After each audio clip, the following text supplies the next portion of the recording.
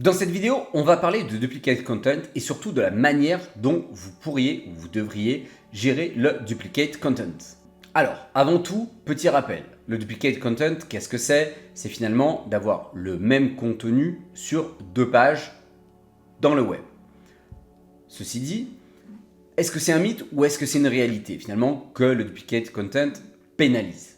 Alors, avant tout, il faut garder à l'esprit qu'il n'y a pas de pénalité directe. C'est-à-dire que vous n'allez pas automatiquement être sanctionné par Google si vous avez du duplicate content. On a des exemples de sites qui, malgré du duplicate content, réussissent à ranker. Néanmoins, c'est très rare et ça arrive très peu fréquemment. Donc, gardez plutôt à l'esprit que même s'il n'y a pas de pénalité directe, ça reste un très mauvais indicateur. Et généralement, ce que je vous mets ici, vous avez un risque de perte de ranking si vous avez du duplicate. D'accord ? Si vous avez trop de problèmes de duplicate sur votre site, ça peut même impacter tout le site. D'accord ? Donc, on va essayer de gérer le duplicate content de manière proactive et surtout de faire en sorte que ça ne devienne pas quelque chose d'endémique sur le site. Qu'est-ce que le duplicate content donc ? C'est du contenu identique ou très similaire, ça peut être aussi intéressant de le noter, accessible via plusieurs URL différents. D'accord ? Généralement, le seuil critique se situe autour de 50% de similarité des pages. Ça peut sembler beaucoup, mais en réalité, gardez à l'esprit que vous avez déjà des parties de votre site qui sont dupliquées de manière naturelle. Je pense notamment au header et au footer, qui est le même probablement sur tout votre site. Donc, en fait, vous avez naturellement déjà du contenu qui se duplique sur plusieurs URL. Il y a plusieurs types de duplicate. Il peut être interne, c'est-à-dire le même contenu sur plusieurs pages de votre site, mais il peut être aussi externe. Par exemple, votre contenu qui a été publié sur d'autres sites web. Et après, ça peut être du duplicate qui est partiel, ça peut être que des sections qui sont identiques, par exemple, entre plusieurs pages. Le duplicate content, ça peut avoir un réel impact sur votre SEO. Pourquoi ? Notamment en fait parce que pour Google, c'est pas forcément le premier utilisateur qui aura mis le contenu qui va être considéré comme le contenu source, mais ça va plutôt être celui qui aura le plus gros PageRank, d'accord ? Donc, c'est pas forcément votre page préférée ou votre contenu à vous, si c'est du duplicate externe, qui va être pris en compte. C'est-à-dire que si vous êtes un tout petit blog, que vous faites un contenu parfait, mais que demain, Amazon copie-colle son contenu sur sa page d'accueil, sa page aura énormément plus d'autorité. Google considérera que c'est son contenu qui est la source et que vous l'avez copié, même si pour autant vous l'aviez peut-être publié des années avant. Ça peut donc engendrer de la perte de visibilité et vos efforts SEO, ils vont en pâtir, surtout si ça concerne des pages à fort trafic sur votre site et ou si ça concerne beaucoup de pages sur votre site. C'est également dommage le duplicate parce que vous allez avoir un budget crawl qui est gaspillé. Alors attention, le budget crawl, ça concerne finalement plutôt des très très gros sites e-commerce et la quasi-totalité des sites en fait ne sont en réalité pas impactés par le budget crawl, mais malgré tout ça reste une bonne pratique de faire en sorte de ne livrer à Google que les bonnes pages afin qu'il ne perde pas son temps sur notre site. Je vous propose 3 outils gratuits pour détecter votre contenu, savoir s'il y a du duplicate. D'abord, ça va être la Google Search Console, outil que finalement on utilise pour énormément de choses. Dedans, vous avez une section qui s'appelle couverture. Ça va vous permettre d'identifier notamment des pages pour lesquelles il peut y avoir du duplicate. D'accord ? Attention, c'est pas parce que vous ne les retrouvez pas là-dedans qu'il n'y a pas forcément de problème de duplicate. Ok ? Copyscape, vous pouvez faire que 10 vérifications par mois, c'est peu, mais ça peut malgré tout vous permettre de tester sur vos 10 premières pages, par exemple, les 10 pages les plus importantes, pour vérifier si vous avez du contenu qui a été copié sur d'autres sites. Autre solution que je vous propose, moi, c'est des recherches Google avancées, notamment avec la commande site de points, monsite.fr, où vous mettez, entre guillemets, un bout de votre contenu, d'accord ? Vous pouvez aussi essayer la même commande sans site-mondomaine.com pour voir en externe finalement si votre contenu a été copié. C'est basique, mais finalement, parfois, ça vous permet de voir que vous avez du contenu qui a été copié et ça peut parfois venir de vous. Je pense par exemple au marketplace. Si vous avez soumis votre fiche produit également à des marketplaces, vous avez finalement autorisé, entre guillemets, ces marketplaces à utiliser votre contenu et donc, vous vous êtes créé vous-même du contenu dupliqué. Maintenant, place à quelques outils payants. Tout d'abord, SEMrush, même si ce n'est pas un outil que j'apprécie particulièrement, étant donné qu'il est utilisé par de nombreux possesseurs de sites web, on va en parler. Il y a une fonction audit de site qui vous permet, entre autres, de voir s'il y a du duplicate content interne. On a à peu près la même chose chez Ahrefs avec Content Gap et le site Explorer qui vous permet finalement de détecter du contenu similaire. Sous Screaming Frog, vous pouvez là aussi faire un rapport duplicate content où vous allez analyser plutôt le titre et les méta, mais il y a une partie qui permet aussi de vérifier s'il y a du duplicate au niveau du contenu ou pas. Alors la version gratuite, elle est limitée à 500 URL, mais moi je vous recommande vraiment de prendre la version payante. Pourquoi? Tout simplement parce que ça vous permet d'analyser énormément d'autres aspects techniques de votre site.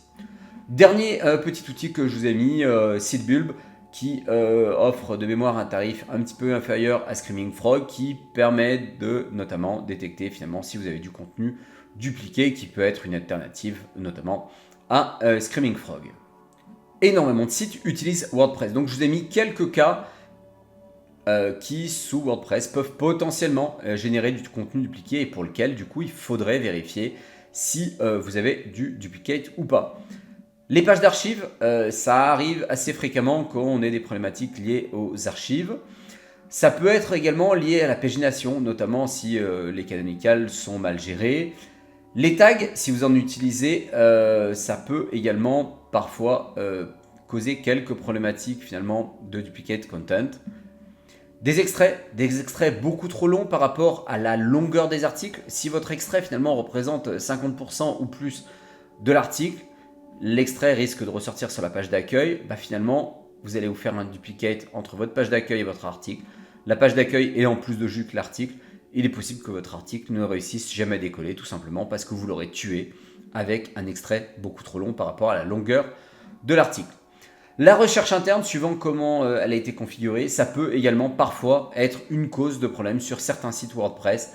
Donc vérifiez si tout est OK sur ces différents éléments si vous avez un site WordPress. Vous pouvez également avoir en fait du duplicate qui se crée notamment si vous avez des multiples URL et que tout n'a pas été géré correctement d'un point de vue technique. Je pense notamment aux sites qui sont accessibles en version 3W ou version sans les 3W, c'est-à-dire monsite.com et www.monsite.com. Certains sites sont aussi accessibles en version HTTP ou version HTTPS. C'est dramatique parce que du coup, l'intégralité de votre site est dupliquée. D'accord ? Suivant la manière dont votre site a été fait, parfois vous pouvez avoir des pages différentes avec ou sans le slash à la fin. Généralement, c'est un problème qu'on retrouve assez peu, mais sur certains CMS, notamment des vieux CMS, une page peut exister avec et sans le slash à la fin. Autre problématique que vous pouvez avoir, c'est des paramètres de tracking. Par exemple, pour l'interrogation UTM source Facebook qui indique que finalement l'origine était Facebook. Parfois, vous avez des sites qui n'ont pas de canonical et ça va être mal géré et du coup, ça peut vous générer du duplicate. D'accord ? C'est assez rare là aussi, mais la casse parfois va être prise en compte. C'est-à-dire que page avec une minuscule ou une majuscule, ça sera parfois sur certains serveurs deux pages différentes. Et là, vous créez du contenu différent. Si on cumule finalement tous ces problèmes qu'on peut avoir, on peut se retrouver finalement avec jusqu'à 8 URL pour une seule page réelle. Et du coup, ça va vraiment plomber votre SEO. Parlons maintenant un petit peu de e-commerce et de duplicate pour le e-commerce. Quelques exemples. Les variantes de produits. Par exemple, votre t-shirt, il est proposé en blanc, en rouge, en jaune, etc. Eh bien, si vous n'avez pas de canonical propre pour ça, vous pouvez potentiellement en fait vous créer des tonnes de duplicates et du coup, vous allez probablement jamais réussir à ranker sur votre t-shirt. Autre problématique très habituelle, c'est de recopier les descriptions fournisseurs telles quelles. Si vous n'avez pas le temps de faire une belle description pour votre produit et que vous voulez vous servir de la description de votre fournisseur, à minima, passez-la par votre IA et vous lui demandez de vous faire un contenu en vous inspirant de celui de votre fournisseur. D'accord ? Mais surtout, ne prenez pas directement la description fournisseur. C'est également valable pour les marketplaces. Si vous vendez sur des marketplaces, ne mettez pas votre description telle quelle. Faites en sorte que votre contenu, finalement, il soit paraphrasé par l'IA. Les filtres ou les tri dynamiques, ça c'est quelque chose que vous avez obligatoirement sur votre site, notamment si vous voulez offrir une bonne UX à l'utilisateur. Mais là encore, si c'est mal géré, ça peut potentiellement créer du duplicate. Dernier élément, c'est les ruptures de stock. Sur certains CMS, en effet, non seulement vous verrez marqué produit indisponible, mais parfois, vous pouvez voir tout un gros bloc de texte qui explique pourquoi le produit est indisponible, qui sera disponible rapidement, etc., etc. Si à la base, votre description produit était faible et que, en plus, vous avez un gros bloc de contenu produit indisponible qui se rajoute dessus, potentiellement, vous allez avoir plus de contenu qui indique que le produit est indisponible que de contenu original et ça peut potentiellement aussi être une problématique de duplicate. Une des solutions qui va vous permettre de limiter, voire d'atténuer complètement les problématiques de duplicate, c'est la balise canonical. On en a parlé rapidement dans cette vidéo. Qu'est-ce que c'est? Finalement, c'est une balise qu'on va placer dans le head au niveau de chaque page et ça va indiquer l'URL de référence, c'est-à-dire l'URL mère, si on peut parler ainsi, c'est-à-dire l'URL principale. On va donc indiquer que l'on est une copie, entre guillemets, de la première page, d'accord? Si vous êtes sur WordPress, des plugins comme Yoast SEO ou Rank Math gèrent ça très bien. Autre solution pour régler vos problématiques de contenu dupliqué, ça peut être tout simplement de faire des redirections. Si vous vous rendez compte que vous avez une page qui a été créée par erreur finalement, identifiez d'abord vos doublons, les pages où il y a du contenu dupliqué.